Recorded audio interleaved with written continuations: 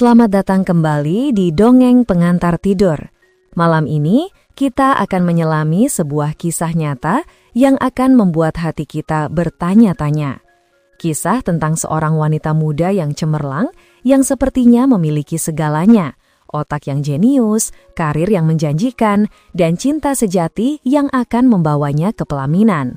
Namun, hanya beberapa hari sebelum hari bahagianya, takdir menuliskan sebuah skenario yang gelap dan tak terduga. Apa yang sebenarnya terjadi padanya di dalam gedung laboratorium yang seharusnya menjadi tempat paling aman baginya? Tetaplah bersama kami hingga akhir, karena misteri yang akan terungkap sungguh di luar nalar. Annie, dengan nama lengkap Annie Marie, lahir pada tanggal 3 Juli 1985 di San Jose. Ia tumbuh dalam keluarga keturunan Vietnam Amerika yang hangat dan sangat erat. Kesan pertama siapapun yang bertemu Annie adalah bahwa ia seorang gadis yang sangat ramah, menyenangkan, dan berhati lembut. Namun, ketika orang-orang mengenalnya lebih dalam, mereka akan merasa kagum dan terpesona oleh prestasi akademisnya yang luar biasa.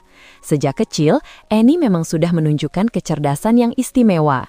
Ia berhasil lulus sebagai lulusan terbaik dari sekolah menenahnya di Aurora, California, sebuah pencapaian yang membuat teman-temannya memberinya julukan khusus. Setelah lulus SMA, Annie mendapatkan beasiswa penuh senilai $160.000 untuk melanjutkan studi di jurusan biologi perkembangan sel di Universitas Yale yang sangat bergengsi.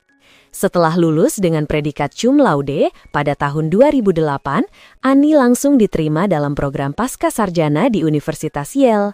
Tentu saja, tidak ada mahasiswa yang tidak mengenal nama besar Yale dan kelompok Ivy League, kumpulan 8 universitas paling elit di Amerika. Setelah 5 tahun menempuh pendidikan doktoralnya, Annie akan meraih gelar doktor farmakologi. Penelitiannya, yang sebagian besar dilakukan di laboratorium kampus, berfokus pada penemuan pengobatan untuk penyakit diabetes dan beberapa jenis kanker. Annie tidak hanya cemerlang di bidang akademis, ia juga selalu aktif dalam kegiatan ekstrakurikuler. Ia bahkan pernah menulis sebuah artikel untuk jurnal medis tentang keamanan di lingkungan kampus yang berjudul Kejahatan dan Keamanan di New Haven. Singkatnya, Annie adalah seorang gadis yang sempurna dalam segala hal, putri idaman setiap orang tua. Ia melangkah dengan mantap di jalan yang telah ia pilih, dengan masa depan yang cerah dan tak terbatas menantinya. Annie seolah memiliki segalanya, karir yang cemerlang dan juga cinta yang indah. Sejak masa kuliahnya di New York, Annie telah jatuh cinta pada sahabatnya sendiri, Jonathan. Jonathan juga seorang mahasiswa yang brilian, berasal dari keluarga yang terpandang dan mapan. Setelah lulus, mereka harus menjalani hubungan jarak jauh untuk sementara waktu karena Jonathan memutuskan untuk melanjutkan studi doktoralnya di Universitas Columbia, New York, sementara Annie berada di Yale. Namun, sebelum mereka memulai babak baru di universitas masing-masing, Jonathan berlutut dan melamar Annie. Mereka pun merencanakan pernikahan pada tanggal 13 September 2009. Dengan penuh semangat, Annie menghitung mundur hari menuju hari pernikahannya, tanpa pernah menyadari bahwa bagi dirinya, hari itu tidak akan pernah tiba. Pada tanggal 7 September 2009, Annie sibuk luar biasa. Selain harus menyelesaikan penelitiannya di kampus, ia juga harus mempersiapkan pernikahannya yang tinggal 6 hari lagi. Annie merasa sedikit cemas dan stres. Ia menelpon seorang teman dekatnya dan mencurahkan isi hatinya, mengatakan bahwa meskipun ia sangat menantikan hari pernikahannya, terkadang ia bertanya-tanya apakah mereka menikah terlalu cepat. Namun, setelah berbincang sejenak, semangat Annie kembali membara. Hatinya tahu pasti bahwa Jonathan adalah pria yang ingin ia habiskan sisa hidupnya bersama. Setelah menutup telepon, Annie kembali ke kesibukannya. Hatinya melambung penuh antisipasi. Ia tahu menikahi Jonathan adalah keputusan yang paling tepat. Tanggal 8 September 2009, masih ada beberapa pekerjaan yang harus diselesaikan Annie di laboratorium sebelum ia terbang keesokan harinya ke Long Island, tempat pernikahan mereka akan dilangsungkan. Annie meninggalkan apartemennya pagi-pagi sekali dan naik bus menuju gedung kampusnya. Tepat pukul 10.11 pagi, rekaman CCTV menunjukkan Annie berjalan menuju laboratorium di area basement. Di sanalah Annie menghabiskan sebagian besar waktunya untuk meneliti tikus-tikus putih di sebuah ruangan bernama G13. Hari pun berlalu, kelas-kelas perkuliahan telah usai. Kelompok demi kelompok mahasiswa meninggalkan kampus untuk pulang, dan gedung-gedung mulai dikunci satu persatu. Teman serumah Annie mulai merasa ada yang aneh. Annie biasanya selalu pulang sebelum pukul 6 sore, tetapi hari itu mereka tidak melihat batang hidungnya sama sekali. Ini sangat tidak biasa, karena Annie adalah orang yang selalu berhati-hati dan selalu mengingatkan orang lain untuk menjaga keamanan. Ia tidak pernah berpesta atau berjalan sendirian di malam hari. Jika Annie harus bekerja lembur, ia akan memastikan ada seseorang yang menjemput atau menemaninya pulang. Hingga pukul 10 malam, Annie masih belum pulang dan tidak bisa dihubungi sama sekali. Situasi ini benar-benar tidak normal, dan teman-temannya memutuskan untuk menelepon polisi. Polisi segera tiba di ruang kerja Annie di kampus. Di sana, mereka menemukan dompet, kunci, dan ponselnya masih ada di atas meja. Polisi menyadari bahwa kartu bank dan ponsel Annie tidak digunakan sama sekali sepanjang hari itu. Sepertinya, Annie hanya berniat turun ke laboratorium sebentar, lalu segera kembali ke ruang kerjanya, sehingga ia meninggalkan semua barang pribadinya. Saat meninggalkan ruangan itu, Annie tidak membawa apa-apa selain kartu aksesnya. Rekaman CCTV mengonfirmasi bahwa Annie memasuki gedung pada pukul 10:11 pagi. Annie terlihat membawa sesuatu, kemungkinan besar itu adalah dokumen penelitiannya. Meskipun rekaman video tidak selalu memberikan gambaran lengkap, tapi sangat jelas bahwa tidak ada yang aneh dari gerak-gerik Annie saat ia masuk ke dalam gedung. Dia tidak terburu-buru seolah lari dari seseorang, tidak terlihat cemas, dan juga tidak berhenti untuk berbicara dengan siapapun yang mencurigakan di jalan. Jelas sekali, itu adalah pagi yang benar-benar normal bagi Annie, sama seperti hari-hari lainnya. Laboratorium tempatnya bekerja terletak di area basement, tapi sayangnya hanya ada satu kamera di sana. Sepertinya Annie tidak pernah melewati kamera ini, karena tidak ada rekaman gambar dirinya sama sekali. Tepat pada pukul 12.50 siang, alarm kebakaran tiba-tiba berbunyi. Semua orang di dalam gedung harus segera dievakuasi keluar. Pada tanggal 9 September 2009, polisi menginterogasi beberapa staf dan mahasiswa peneliti yang bekerja di gedung itu pada hari sebelumnya. Salah satu yang diinterogasi adalah Ray. Dia adalah seorang teknisi laboratorium. Ray bukan mahasiswa di Yale, tetapi dia sudah bekerja di sana selama beberapa waktu. Ray memberitahu polisi bahwa ia masuk ke area laboratorium pada jam 7 pagi dan melihat Annie berada di dalam ruangan G13. Ray juga mengatakan bahwa ia melihat Annie meninggalkan laboratorium sebelum alarm kebakaran berbunyi. Polisi melanjutkan penyelidikan mereka dengan memeriksa semua rekaman dari kamera CCTV sekolah untuk mencari petunjuk. Mereka menyisir setiap koridor, ruang kelas, loker, bahkan tempat sampah pun digeledah untuk mencari sesuatu. Namun, semua upaya polisi sia-sia. Mereka tidak menemukan petunjuk apapun. Hampir seharian penuh berlalu tanpa ada satupun petunjuk yang ditemukan.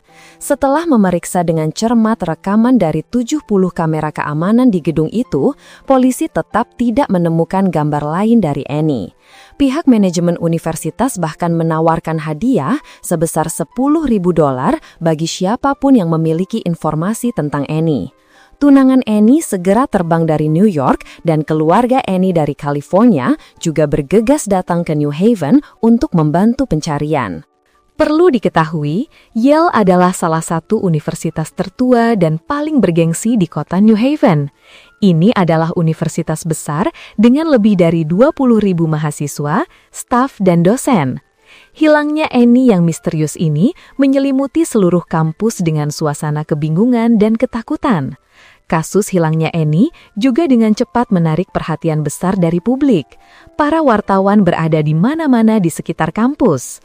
Pihak Yale bahkan mengirimkan email kepada para mahasiswa dan menyarankan mereka untuk tidak berbicara dengan wartawan karena hal itu dapat memicu banyak rumor palsu yang bisa mempengaruhi kondisi psikologi semua orang serta citra universitas.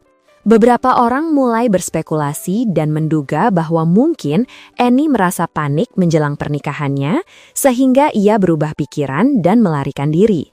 Namun, orang-orang yang mengenal Annie tahu bahwa teori ini terdengar konyol.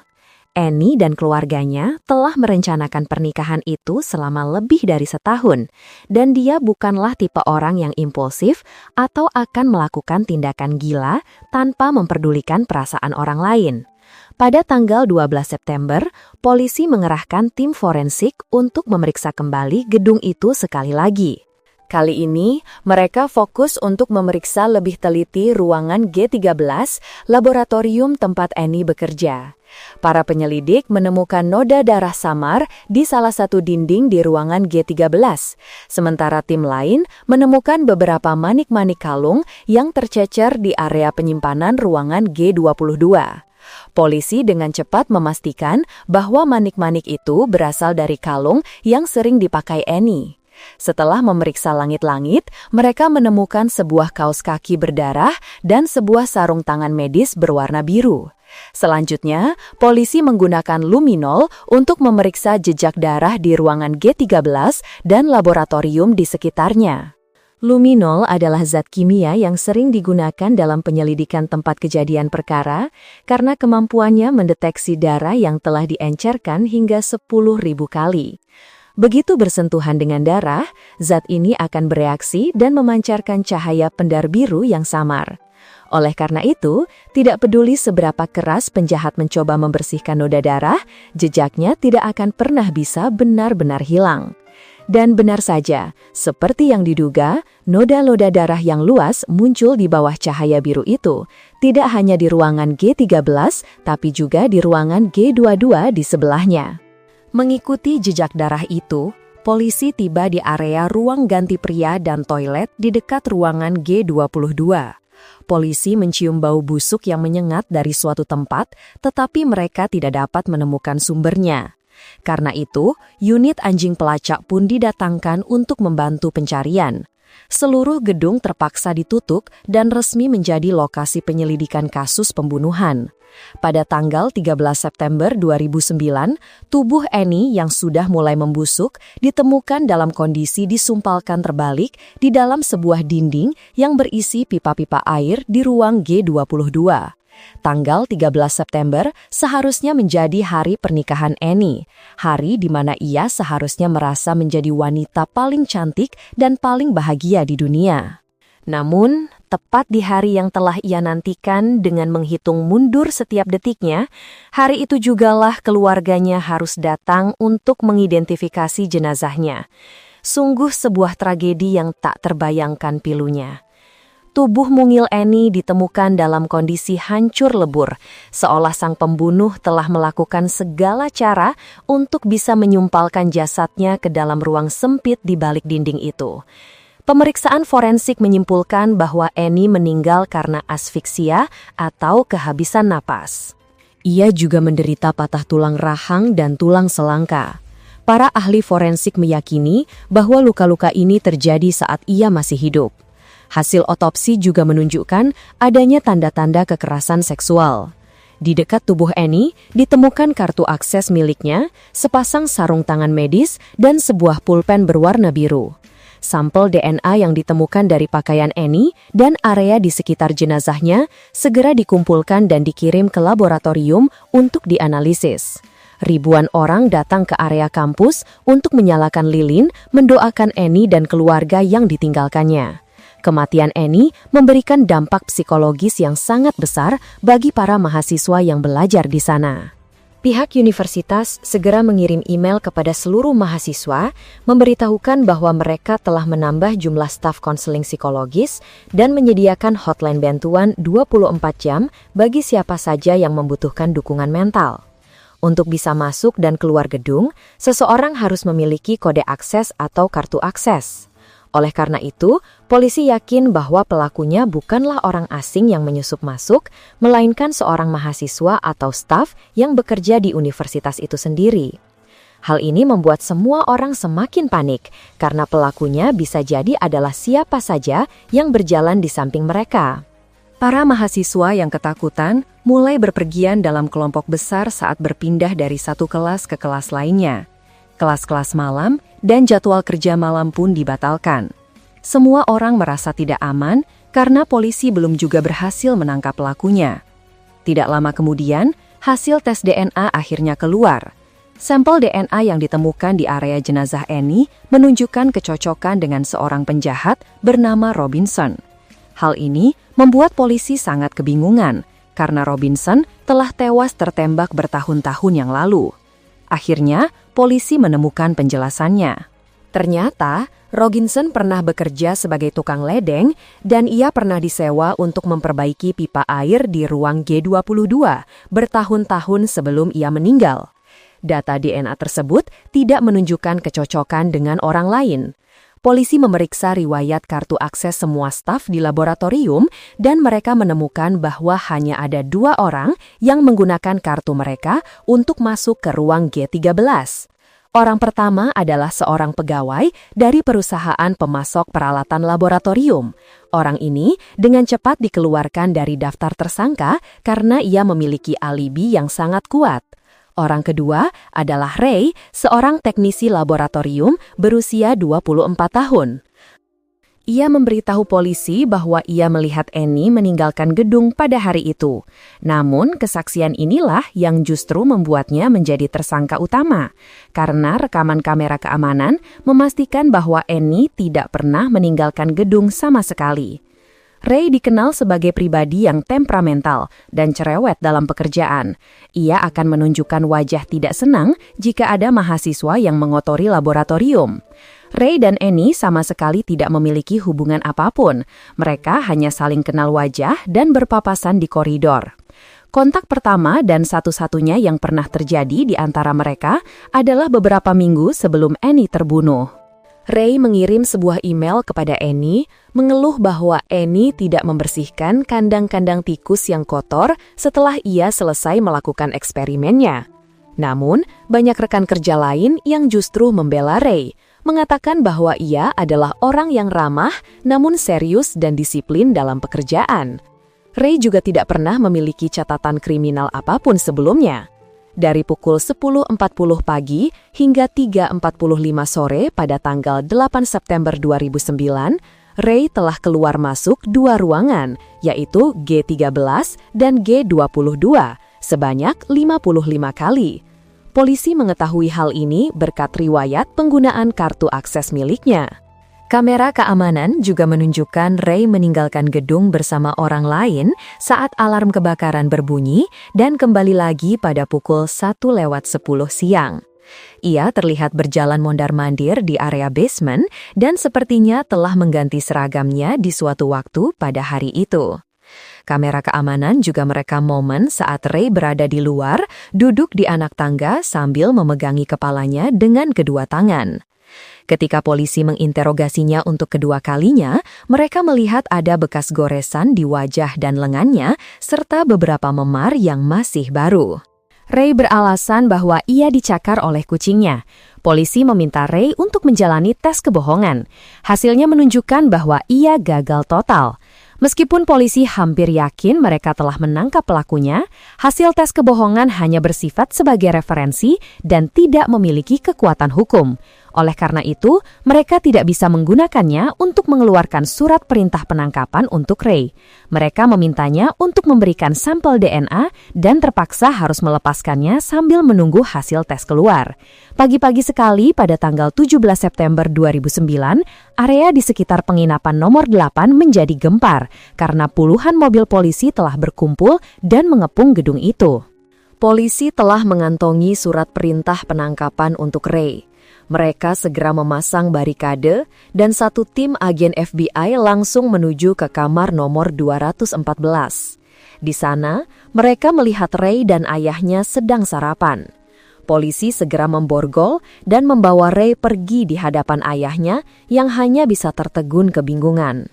Hasil tes DNA membuktikan tanpa keraguan bahwa Ray adalah pelaku yang mengakhiri hidup Annie. Polisi juga mendapatkan surat perintah untuk menggeledah rumah dan ruang kerja Ray. Di sana, mereka menemukan seragam dan sepatu yang dikenakan Ray saat melakukan perbuatannya pada Annie, dan noda darah Annie masih menempel di sana. Polisi juga menemukan pulpen berwarna biru yang identik dengan pulpen yang ditemukan di dekat jasad Annie.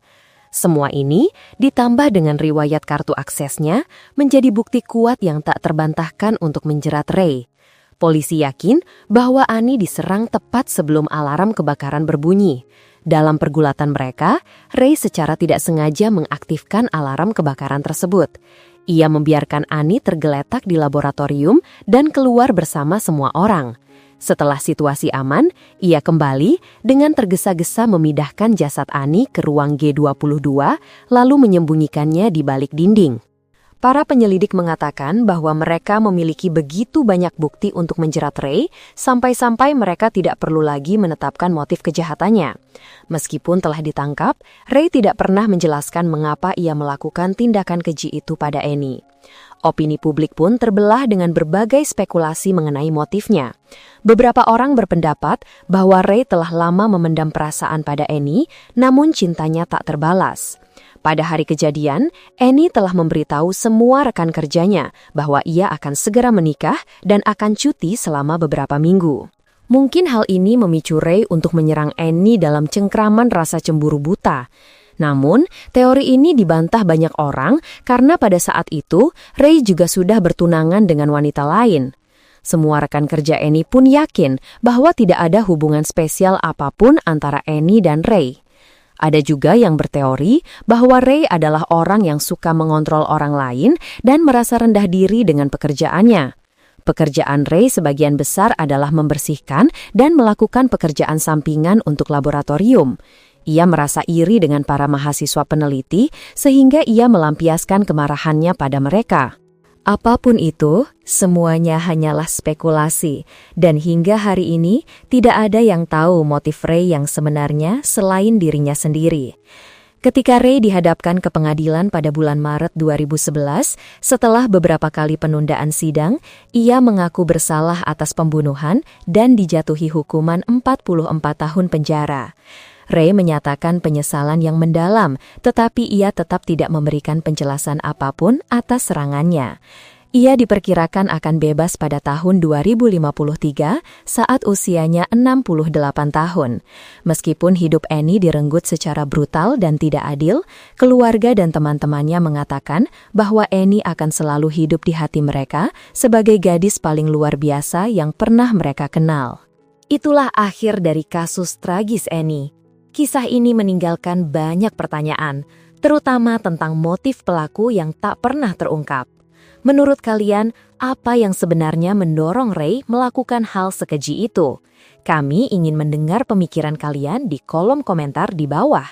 Jika kalian merasa cerita ini bermanfaat dan menambah wawasan, jangan lupa untuk menekan tombol like, subscribe channel Dongeng Pengantar Tidur, dan bagikan video ini kepada teman-teman kalian. Terima kasih telah menemani kami hingga akhir. Sampai jumpa di kisah selanjutnya.